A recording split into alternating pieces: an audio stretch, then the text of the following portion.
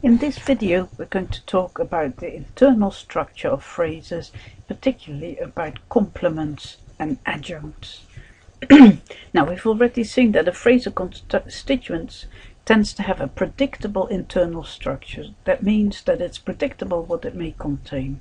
So, for example, prepositional phrases can only have two different structures, either preposition and a noun phrase, or they can have a preposition and a prepositional phrase inside them. Yeah. Adjective phrases have to have, of course, an adjunct head.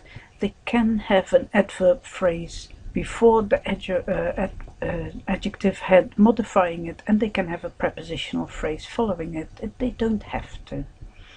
Adverb phrases have very restrictive possibilities because they have to have an adverb head, and there can be an adverb phrase before the head modifying it. Noun phrases can have a bit more. There are a few more possibilities for noun phrases. Of course, just like any other phrase, they have to have a noun. But then, as you can see here, they can have a prepositional phrase following it, and before the noun they can have an adjective phrase, or a determiner adjective phrase and noun, or a determiner and a noun, or a possessive noun phrase and a noun. So, for example, John's book.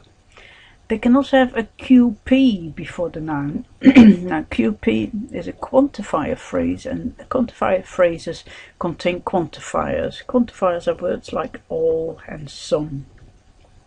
So you could have, if you had a quantifier phrase, a determiner, an adjective phrase, noun, and a prepositional phrase, it would be something like all the great songs from the 60s. Yeah, that would be using all of them apart from the possessive noun phrase. Now, verb phrases can have most different structures, and we'll talk about that next week. We're now going to focus on what goes inside phrases. Now, you know that every phrase has to have at least a head, and that head is a lexical category. Yeah? A noun could be a verb, a preposition, an adjective, or an adverb. Now, there can be other phrases in with the head, and we can distinguish two types. You can either have phrases that need to be there because of the nature of the head. So, for example, where you have a prepositional phrase, you have a preposition that has to be a noun phrase, or a prepositional phrase, of course, and that's because of what the preposition expresses. So the noun phrase following the preposition will be the complement of the preposition.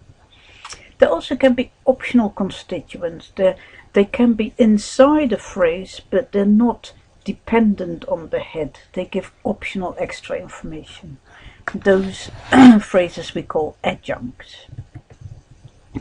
Now, a noun phrase contains at least a head noun, as we've already said a few times, and that head noun actually determines what the noun phrase refers to. So look at the the three noun phrases here. Yeah, they're exactly the same apart from the head noun, which changes. And what we see then is that the meaning of the whole noun phrase changes dependent on the head noun. So that awful accident in the room expresses an event. That awful feeling in the room expresses a state. That awful light in the room is a kind of thing.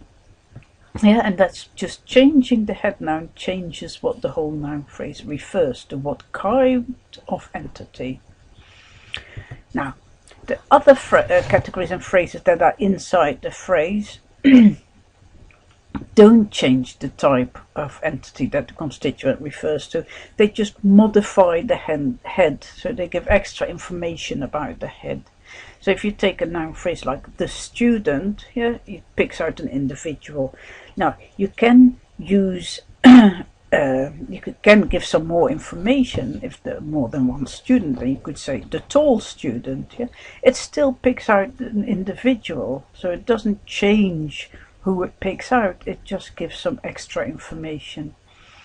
Now, in the case of the tall student, yeah, then you're giving a property, and it's not necessary for a student, but it is a bit of extra information. That's why tall is an adjunct. You can also say, oh, the tall student of French, and it still picks out the individual.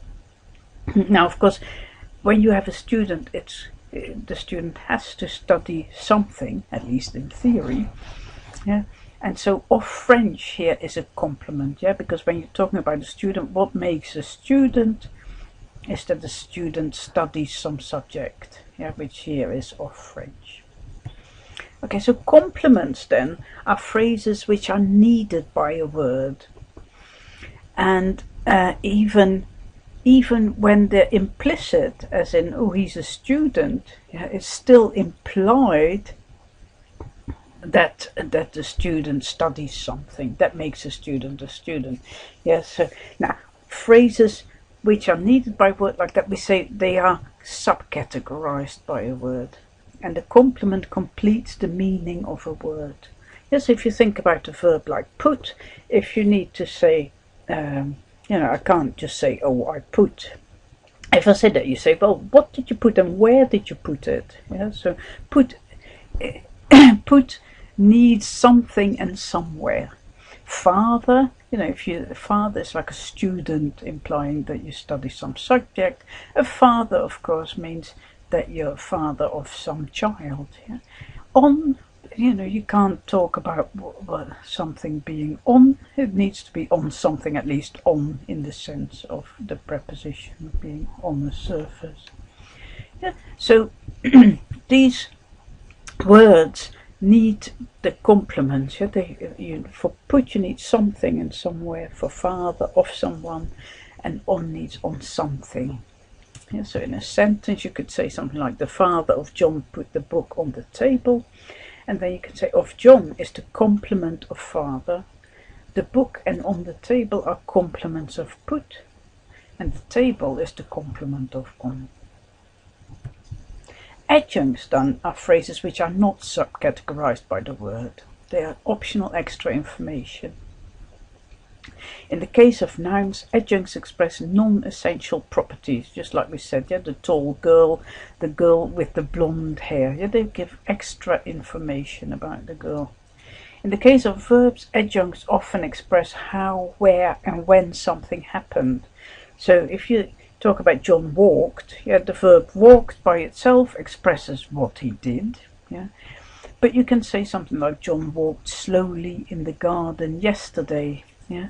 Now then, slowly just gives a bit more information about how he walked. In the garden is where he walked, and yesterday is when he walked, yeah. Okay, so let's have a try and see if we can work it out. Complements or adjuncts? Look at the underlined phrases here. Mary liked that new song immediately, and then there's new as well. Okay, well, if you like, you necessarily like something, and that's expressed here by that new song. So that new song is a complement of liked. Now, whether that's immediately or later, yeah, if you like that's a song, yeah, that's complete. Yeah, liking involves a liker and something that's liked. Immediately expresses when that whole event happened. Yeah, so that makes immediately an adjunct. If you think about that new song, yeah, the song is not defined by whether it's new or old. Yeah, a song is a song. So new is also an adjunct. Yeah, it gives a bit more information about the song, which song Mary liked. Okay, another one. I broke off the handle off the door. Now, if you've got a handle, it's necessarily the handle of something. Yeah, if a handle is not the handle of something, then in what sense is it the handle? And here, what it is a handle of is expressed by off the door, and that makes that a complement of handle. Of course, is a preposition. Yeah, it needs something of something. Yeah, here it is the door, so the door is the complement of off. Okay, let's try one more. Complement or adjunct. John was jealous of her success. Now, if you're jealous of something, of someone, about something, yeah, and that's expressed here by of her success. So of her success is a complement of jealous. and inside that you've got that of again, yeah, of something. So her success is the complement of. Okay. Now you may have already noticed that of, the preposition, yeah, tends to mark complements. The preposition of almost always starts a complement of a word rather than an adjunct. So that's a good indication that you're dealing with a complement. Okay, now actually whether you interpret something as a complement or an adjunct can actually give rise to different interpretations, so you need to watch out for ambiguity. Look at these two sentences. They're actually ambiguous, dependent on whether we take the prepositional phrase in each to be a complement or an adjunct of the verb. And that means, by the way, that you have two different verbs in these two sentences. Okay, let's look in a little bit more detail. If you take the first one, you can say the raft floated under the bridge all day.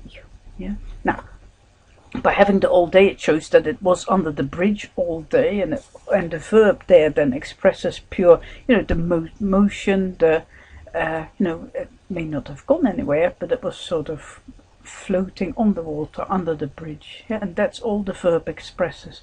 Now the prepositional phrase then expresses where the floating took place, yeah, and that makes the prepositional phrase an adjunct of the verb. Now the other reading is where you say the raft floated under the bridge and came out the other side. Now floating goes somewhere, yeah, so the verb expresses movement along a path, and the prepositional phrase then actually says what that path is, and that makes the prepositional phrase a complement of the verb. Yeah, and we find with a lot of motion verbs in English you get that ambiguity. They can either express pure motion or motion along a path. Okay, they decided on the boat slightly differently. If you take the first interpretation, you could say, well, they decided on the boat rather than the car, and that means that they took the decision, for example, to buy the boat, yeah, rather than to buy the car. And then the prepositional phrase actually expresses the content of the decision, and that makes the prepositional phrase the complement of the verb.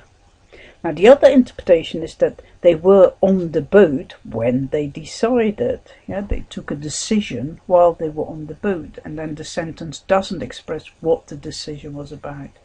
Now this then just says, the prepositional phrase just says where they were when they took the decision, and that makes the prepositional phrase an adjunct of the verb.